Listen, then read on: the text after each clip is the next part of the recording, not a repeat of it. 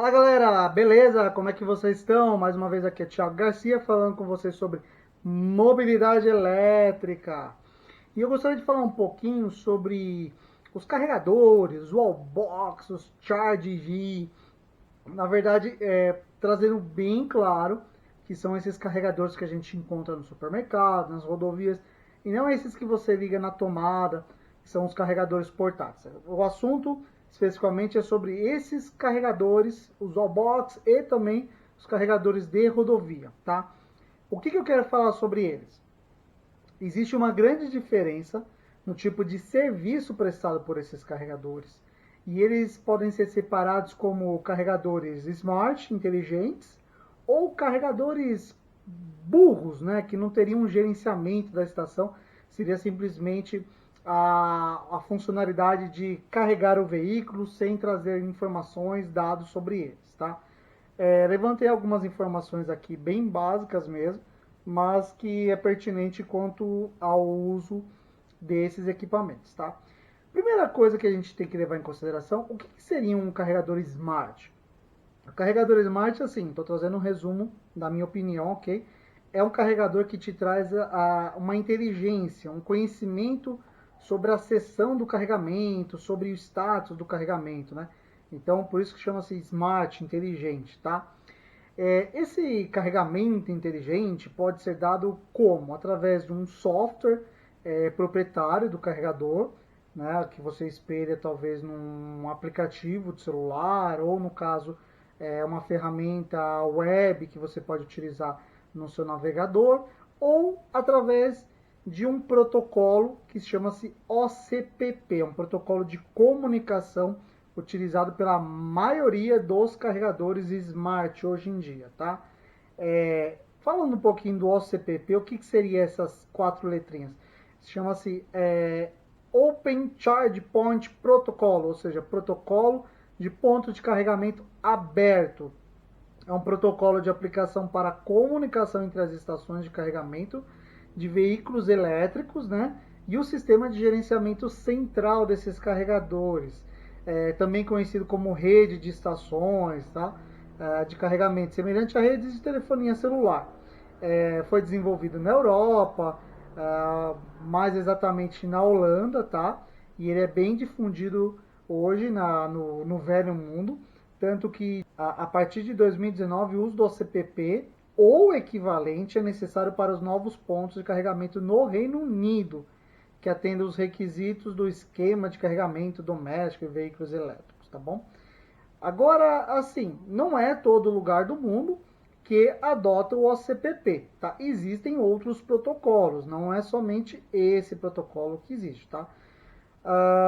Até o momento, o OCPP ele não é tão difundido nos Estados Unidos por conta que lá foi desenvolvido um protocolo próprio pelos próprios fabricantes de cada estação de carregamento. Isso foi inclusive incentivado pelo Departamento de Energia dos Estados Unidos. Então, se você comprar algum carregador dos Estados Unidos, vou viajar para lá e decidir importar, fique esperto, porque pode ser que se ele for produzido lá, não tenha o OCPP, tá bom?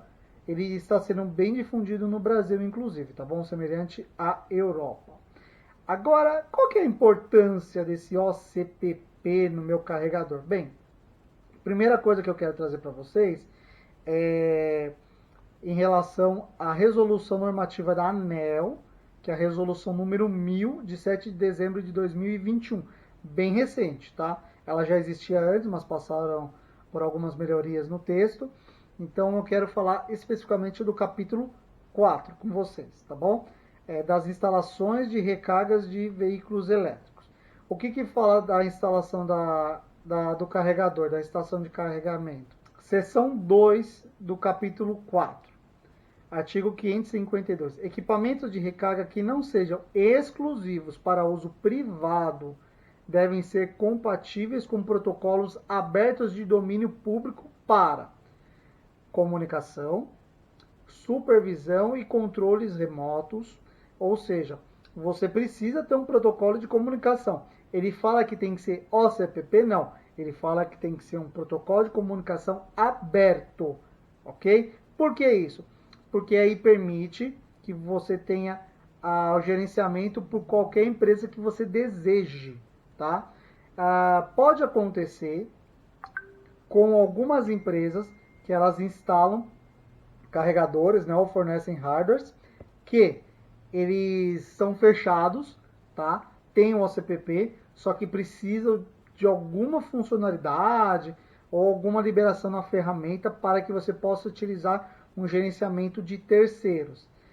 Isso é complicado, tá? Eles querem de tudo que é forma que você utilize a solução deles, tá? Então, é uma coisinha meio chata, tudo. Não vou nem falar nome de empresas, mas quem é do ramo, quem conhece, já sabe de quem eu estou falando. Então, isso está indo contra a resolução número 1000 da ANEEL, ok?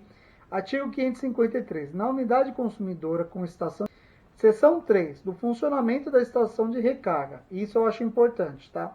Artigo 554 fala que é permitida a recarga de veículos elétricos que não sejam do titular da unidade consumidora em que se enquadra a estação de recarga, inclusive para fins de exploração comercial a preços livremente negociados, tá? O que significa esse artigo 554? Que o carregador não é de uso exclusivo do dono da unidade, ou seja, quem paga a conta de luz, ok? E, inclusive, esse uso pode ser explorado comercialmente. Ele não fala nem sequer da forma que é cobrado, ou no caso, o limite de valores, tá? A cobrança, ela é aberta nesse caso. O artigo 554 fala isso, tá?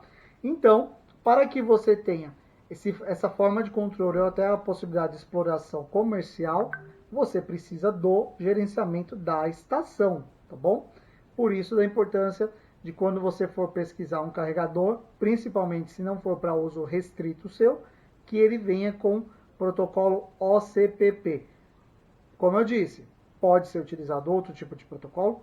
Pode, mas esse é o mais amplamente utilizado no Brasil, seguindo inclusive a União Europeia, tá? Outra coisa que eu quero falar para vocês é sobre a Lei 17336, de 30 de março de 2020, da Prefeitura de São Paulo. É um projeto de lei escrito pelo vereador Camilo Cristófaro, do PSB, que foi sancionado parcialmente pelo prefeito Bruno Covas, tá? O que fala essa lei, tá? Vamos pegar ela aqui.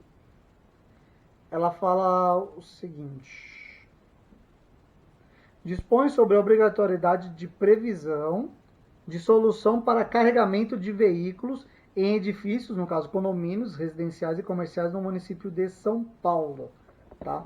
E aqui ele dá providências. Artigo 1. Essa lei dispõe sobre a obrigatoriedade da previsão de solução para a recarga de veículos elétricos em edifícios, ou no caso condomínios residenciais comerciais no município de São Paulo. A solução deve prever, primeiro, modo de recarga de veículo elétrico conforme normas técnicas brasileiras, tá? Então tem que estar dentro da ABNT. Segundo, medição individualizada e cobrança de energia consumida conforme procedimentos vigentes das concessionárias. Então, assim, não basta você ter um carregador. Quando você fala de carregamento em condomínios residenciais comerciais, ele obrigatoriamente tem que ter o consumo individualizado, tá? E que seja permitida a cobrança, ok? Vamos lá. Medição individualizada e cobrança da energia consumida, conforme procedimentos vigentes das concessionárias. Só que como as concessionárias não prevêem isso, né?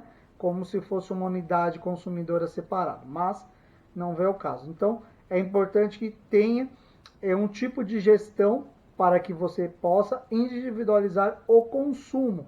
Isso falando da Lei Municipal de São Paulo, que inclusive está sendo repetida em outros municípios, como, se eu não me engano, nossa, agora eu tô na dúvida se é Taubaté. Eu acho que é Taubaté, tá. Mas está sendo repetido por outros municípios, ok? Essa é a importância de vocês terem a questão do cuidado de comprar um equipamento com OCPP e principalmente que esse equipamento tenha um sistema de gestão que permita essa individualização do consumo, não simplesmente para a cobrança, mas até mesmo para você saber a condição do seu equipamento, se ele está online, se ele está offline, se ele está apresentando algum tipo de erro, tá? Para deixar também disponível às pessoas o status dela em algum aplicativo, porque não existe nada mais desagradável que você chegar em uma estação de carregamento e descobrir que ela não está funcionando ou está ocupada, tá? Você poderia ter optado por um outro carregador e acabou optando por esse, só que você não consegue utilizar. Então, às vezes, é a diferença da autonomia que você tem para chegar naquele carregador e aí você não consegue ir para um segundo porque que ele está danificado ou ocupado, tá bom? Então, isso é só um pequeno vídeo que eu gostaria de falar para vocês sobre a diferença de carregadores inteligentes, smarts ou burros, né?